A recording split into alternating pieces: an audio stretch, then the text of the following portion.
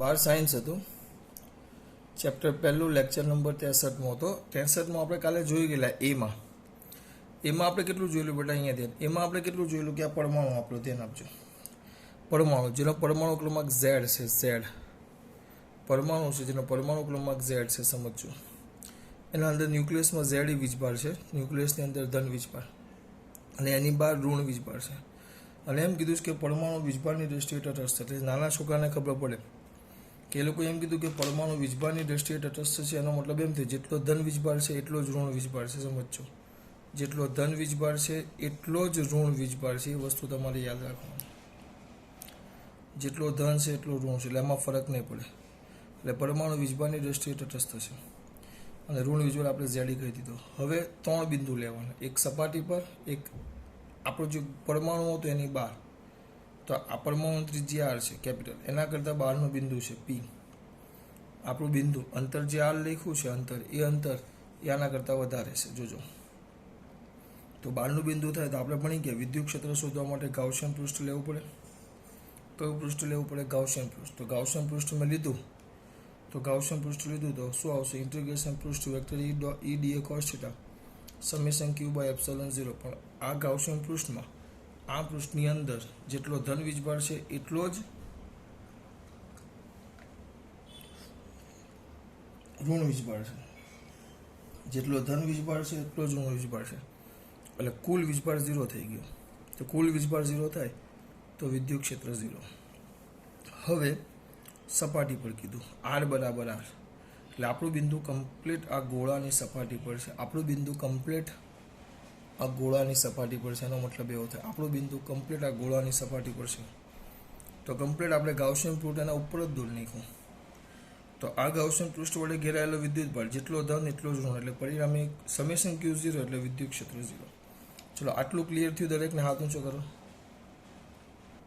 આજે આપણો પરમાણુ છે ગોળો એટલે આપણો પરમાણુ તો હવે તમને કયો વીજભાર લેવાનો ખબર કીધું આ પરમાણુની અંદરની વાત કરી છે પરમાણુની અંદર ચલો એની આકૃતિ હું સ્પેશિયલ દોરું છું આપણે આને આમ જ રાખી લો તમને દેખાય થોડુંક એટલે આપણો આ પરમાણુ તો જો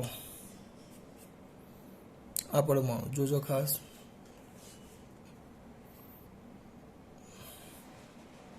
થોડુંક મોટું દોરીશ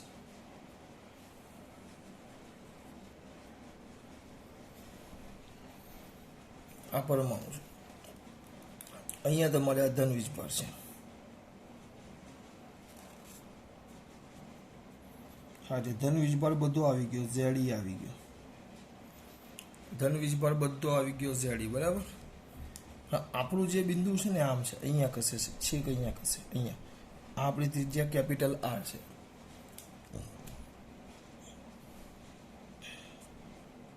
અને આપણું બિંદુ અહીંયા કશે છે આ અહીંયા કશે આ અંદરના ભાગમાં સ્મોલ r એટલે આપણે જો તમે બિંદુ લો PQ એટલે નામ આપણે શું આપ્યું છે PQ તો આને R નો અપાય કારણ કે R ત્રિજ્યા છે એટલે સરળતા માટે નામ કંઈક અલગ આપું શું નામ આપું તમે કેવી નામ આપીએ આપણે સરળતા માટે નામ કઈ આપો ચલો O P તો આવી ગયું છે PQ R નથી આપતા S આપી દઈએ આ S બિંદુ આગળ આપણે વિદ્યુત ક્ષેત્ર શોધવાનું છે તેના માટે સરસ મજાનું મારે પહેલાં ગાઉસિયન પૃષ્ઠ લેવું પડશે આ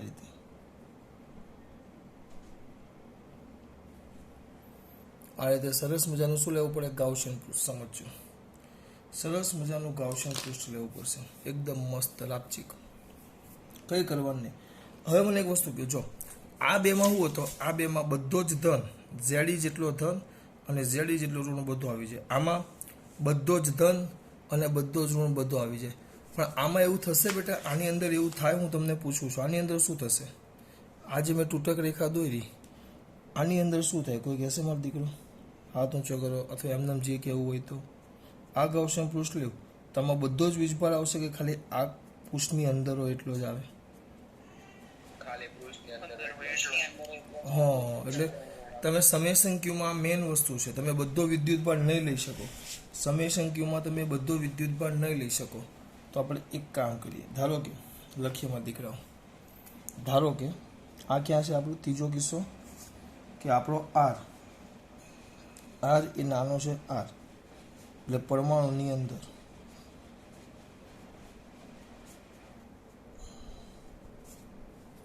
પરમાણુની ક્યાં બેટા અંદર, તો પરમાણુની અંદર શું કરવાનું?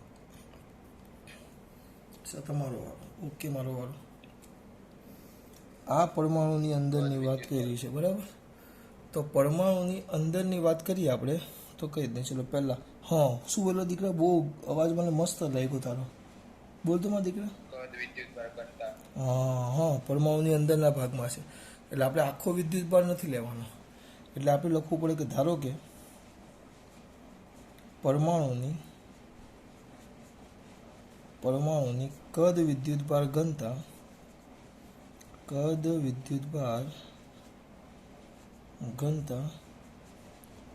રો છે. પરમાણુની કદ વિદ્યુતભાર ઘનતા કેટલી છે? રો. એટલે એનો મતલબ ખબર પડી? કદ વિદ્યુતભાર ઘનતા એટલે કોણ કહેશે મને? ચલો ફટાફટ કોણ કહેશે? કદ વિદ્યુતભાર ઘનતા એટલે શું? હાથ ઊંચો થયો છે પણ દેખાતો નથી મને. બે જ છોકરા તો ચલ આવો બોલ બેટા. એકમ કદ દીઠ રહેલા વિદ્યુતભારને એને કદ વિદ્યુતભાર ઘનતા રો કહેવાય. કદ વિદ્યુતભાર ઘનતા શું કહેવાય છે? અને રો કહેવાય. કદ વિદ્યુતભાર ઘનતા રો છે બરાબર. હવે મારા દીકરાઓ ધીમે ધીમે આગળ જશે. ધારો કે પરમાણુની કદ વિદ્યુતભાર ઘનતા રો છે. આપણે આખું પરમાણુ નથી, આપણે આટલો જ ગોળો લીધો છે, આટલો. તો આપણે એક કામ કરીએ, આર ત્રિજ્યાના સ્મોલ આર ત્રિજ્યાના જ્યાં ગાઉસિયન પૃષ્ઠ છે તો ગાઉસિયન પૃષ્ઠ વડે ઘેરાયેલો પેલા વિદ્યુતભાર સુધી ઘેરાયેલો કુલ વિદ્યુતભાર શોધવાનો છે બરાબર. કુલ વિદ્યુતભાર, કારણ કે એની જરૂર પડશે. કુલ વિદ્યુતભાર શોધતા ચલો પેલા કેટલો ધન વીજભાર છે એની પાસે? ધન વીજભાર કેટલો? બુદ્ધિ ચલાવશે, બહુ સિમ્પલ વસ્તુ છે. એની પાસેનો ધન વીજભાર કેટલો?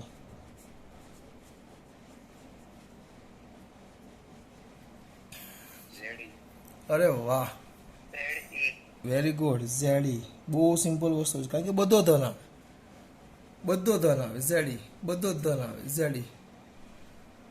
ઋણ વીજભાર કેટલો? ઋણ વીજભાર આ તો મેન છે. ફિઝિક્સ પછી અઘરું લાગે, કારણ કે આમાં ક્લિયર ન હોય ને તો ખબર ન પડે. ઋણ વીજભાર કેટલો?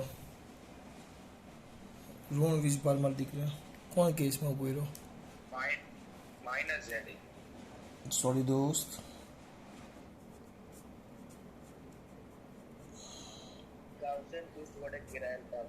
હા તો પણ કેવી રીતે લખવાનું બેટા? બુદ્ધિ ચલાવો, આ તો મેન છે. Very good. કોણ બોલ્યું? હા વેરી ગુડ બેટા. આ જ વસ્તુ મેન છે બેટા. તમને એમ થાય કે આમાં શું અઘરું? અઘરું કંઈ જ નથી. જો ઇઝી, આ ફિઝિક્સ, ખાલી લોજિક યાદ હોવું જોઈએ. તો minus q minus is equal to રોવી થઈ ગયું. Q plus is equal to Z. Q minus is equal to રોવી. આ ઋણ વીજભાર, આ ધન વીજભાર. રો એટલે આપણને ખબર હોવી જોઈએ. વી એટલે આખો ને આટલો ભાગ જ. આટલો ભાગ એટલે કેટલો થાય? 4/3 પાઈ સ્મોલ 4 બધોને અંદર જેટલો છે એટલો જ, એટલે આ ક્યુ માઇનસ થાય.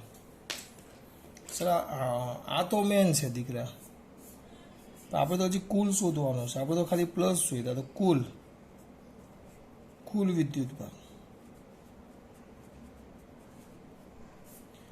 વિદ્યુતભાર, ક્યુ, જેને આપણે સમેશન ક્યુ કહી દઈએ.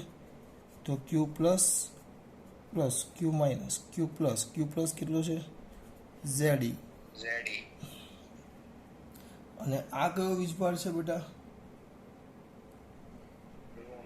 હા તો શું લખશો બોલો?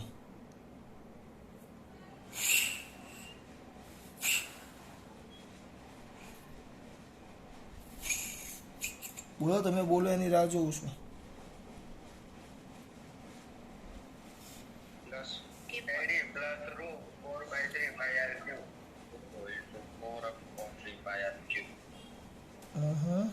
એક મિનિટ, હું ખાલી જોઈ. રોમાં જવાબ નથી આપ્યો, અહીંયા ધ્યાન આપજો. આ આ તમે લખ્યું, આમાં કઈ પ્રશ્ન છે એમ કહો મને પહેલા મારા દીકરાઓને, આમાં કોઈને કઈ પ્રશ્ન છે? હાથ ઊંચો કરી દો એટલે ખબર પડે. પ્રશ્ન હોય તો હાથ ઊંચો કરજો, પ્રશ્ન હોય તો હાથ ઊંચો કરજો. કોઈ પ્રશ્ન હોય તો પહેલા. ચલો વેરી ગુડ. નથી તો આ આગળ આ ઋણ વીજભાર છે, આ ઋણ વીજભાર છે બરાબર. એટલે minus row 4/3 pi r cube બરાબર આટલો આવે. પરંતુ રો રો એટલે આપણે ભણી ગયા, યાદ છે મારા દીકરાઓને રો એટલે શું થાય? રો એટલે કંઈક યાદ આવતું હોય તો હે આલેનભાઈ ચલ પ્લસ. આ બે રીતે થાય. આ પ્લસ આવ્યું, પ્લસ એટલે વીજભાર, પણ આ પાછળનો ઋણ વીજભાર છે બેટા. ચાલ વાંધો નહીં, પરંતુ રો એટલે શું થાય? ચાલ પરંતુ રો એટલે શું છે એમ કેવું મને. ચલો રો એટલે હા રો એટલે અહીંયા દે રો રો એટલે આપણે ભણી ગયા, રો એટલે ક્યુ/વી.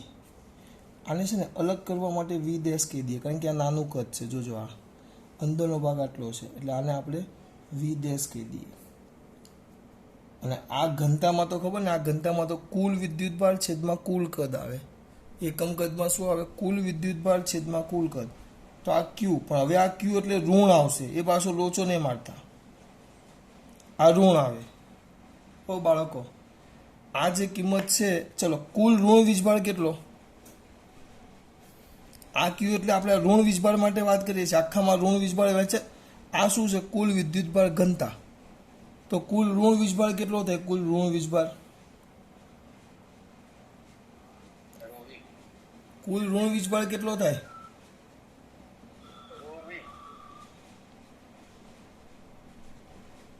રો હા રો વી. એ ભાઈ રો વી તો ખરો, પણ આનો કુલ ઋણ વીજભાર કેટલો છે? એ છે -ZE છેદમાં V ઇઝ ઇક્વલ ટુ કુલ કદ 4/3 પાઈ કેપિટલ R ક્યુબ ઇન્ટુ આ રો. તો આ રોની કિંમત આવી, આ રોની કિંમત આવી. કુલ ઋણ વીજભાર, ધન વીજભાર તો ZE છે, પણ આ ઋણ વીજભાર માટે રોની કિંમત અહીંયા આપણે મૂકવી પડે. તો કેટલો થશે? રોની કિંમત મૂકો તો કેટલો થશે? આ ZE માઇનસ આ મૂકો તો એટલે -ZE છેદમાં 4/3 પાઈ કેપિટલ R ક્યુબ ગુણ્યા 4/3 પાઈ સ્મોલ r ક્યુબ. તો બધું ઉડી જ જશે. તો કેટલો આવ્યો? ZE અને જોજો હવે કઈ વસ્તુ ઉડે એમ કહ્યું. ZE પછી 4/3 પાઈ r 4 ચાલ્યું ગયું, તો અંદર શું વધશે? 1 માઇનસ 1 બોલો 1 માઇનસ નથી small r cube by capital R cube. આ તમારો શું આવ્યો? Summation q. આ તમારું આવ્યું સમેશન ક્યુ. કુલ વિદ્યુતભાર આ મેન છે.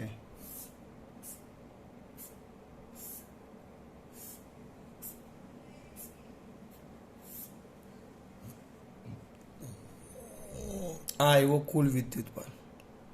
ફરી પાછું આની ઘનતા આપણે ધાર લીધી કે કદ વિદ્યુતભાર ઘનતા રો છે, એકમ કદ દીઠ રો છે બરાબર. કારણ કે જો ધન વીજભારને સર તો ધન વીજભાર ક્યાં ગયો? અરે યાર ધન વીજભારને તો ગણો જ નહીં, કારણ કે ધન વીજભાર તો ન્યુક્લિયસની અંદર જ છે.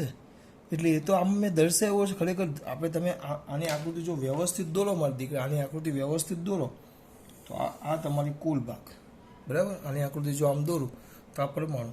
તો ધન વીજભાર તો તમારે એમ જ વિચાર લેવાનું કે આ ધન વીજભાર પૂરું, આ ધન વીજભાર તમારે એવું જ વિચાર લેવાનું. અને પછી આખામાં ઋણ છે. એટલે આમ જોવા જાઓ તો આપણે એમ જ કહી શકીએ કે આખા પરમાણુમાં તો ઋણ વીજભાર જ વહેંચાયેલો છે. કહેવાનો મતલબ એમ, કારણ કે આપણે ભણી ગયા કે ધન વીજભાર ન્યુક્લિયસમાં હોય, ન્યુક્લિયસ એ બહુ નાનો એવો ભાગ પરમાણુનો ધરાવે.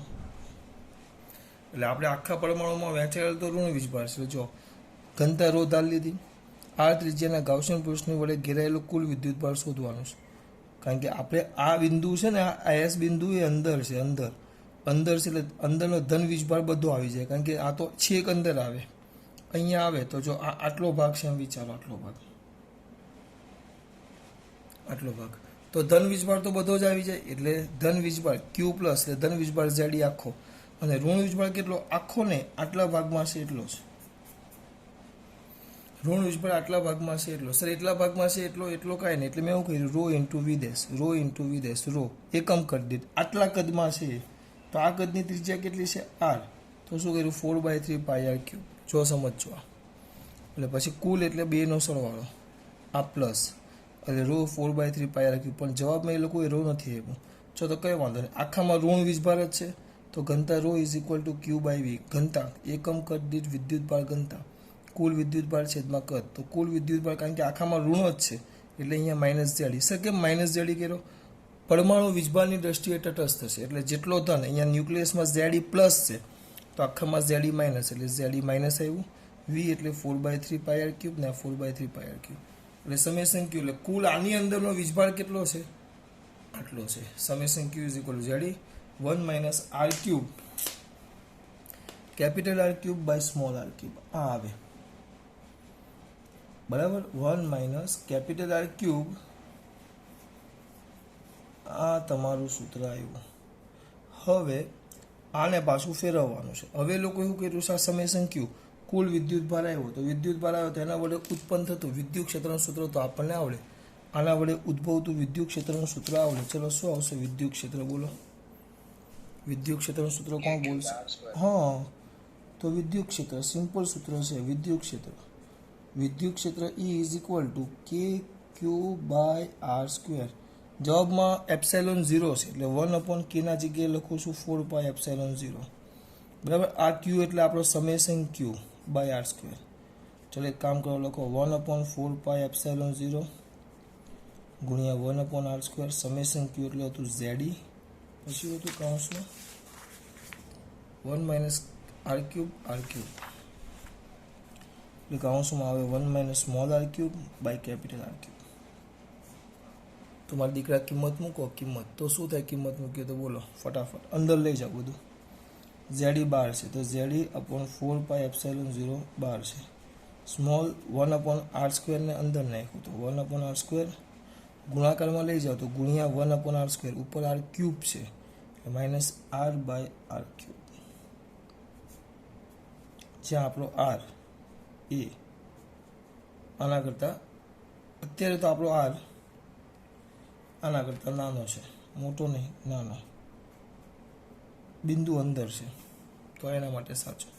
જો સમાન હોય ને તો આ સૂત્ર સાચું જ પડે. કેમ સાચું પડે? ચલો સમાન લઈ લો તો શું કરી દો, આર બરાબર આર લઈ લો, સ્મોલ આર બરાબર કેપિટલ આર, એટલે સપાટી પર થઈ જાય. સપાટી પર જુઓ, સ્મોલ આર બરાબર કેપિટલ આર, તો સપાટી પર થઈ જાય. તો સપાટી પર ગણો ચલો, તો આ સ્મોલ આર બરાબર કેપિટલ, આ બે આર સરખા થઈ જાય તો એક ઉડી જાય, તો 1/r square minus 1/r square. તો તમારું વિદ્યુત ક્ષેત્ર -1 સરખું થયું તો વિદ્યુત ક્ષેત્ર 0, જે સાબિત થઈ ગયું. જો એનો વિદ્યુત ક્ષેત્ર 0 થાય. આટલું સિમ્પલ છે ભાઈ. ચલો આ દાખલામાં ખબર પડી થોડું. બોલ ને બેટા, બોલ ને બોલ. હવે પરીક્ષામાં કે માં જવાબ લેવો હોય તો સાચો પડે કે ખોટો પડે? હવે જો બેટા, આ ચોપડીનું ઉદાહરણ છે, સમજો. આ ચોપડીનું ઉદાહરણ છે, એટલે આપણે જવાબ ખાલી તમે રોમાં લેવા ને, રોમાં કે કેમાં, તો સાચો જ પડે. પણ અમુક વાર શું થાય, સાબિત કરો ને એમ કહીને, પણ ચોપડીના ઉદાહરણમાં કેવું હોય, પ્રયત્ન એ જ કરવાનો. કારણ કે આપણે ફિઝિક્સમાં ચોપડીના ઉદાહરણ કે પૂછે ને એમાં જવાબ એ લોકો બેઠો, એમાં આપણે કોઈ રકમમાં ચેન્જ નથી આવતી. તમારે એ જ પ્રયત્ન કરવાનો, જે ચોપડીનો જવાબ છે એ લાવવાનો પ્રયત્ન કરવાનો. કારણ કે આમાં શું છે, અમુક શિક્ષકો માર્ક્સ કાપે છે, અમુકને એના હાથે કંઈ લેવા દેવાનું હોય, અમુકને તમે જે મેથડ કરી એના હાથે લેવા દેવા હોય બેટા.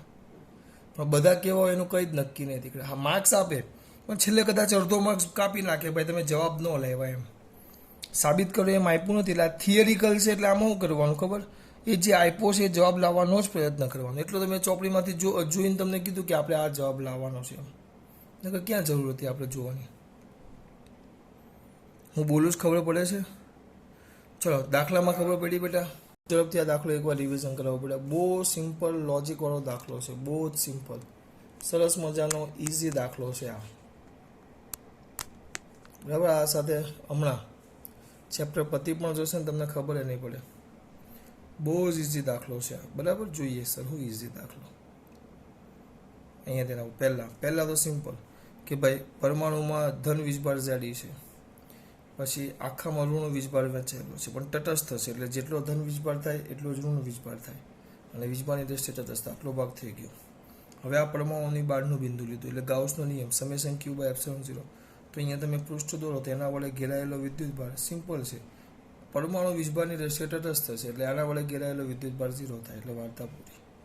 અને સપાટી પર લેવું તો સપાટી માટે પણ એ જ વસ્તુ થવાનું છે, 0 થાય એટલે સમેશન ક્યુ 0 હોવાથી વાર્તા પૂરી.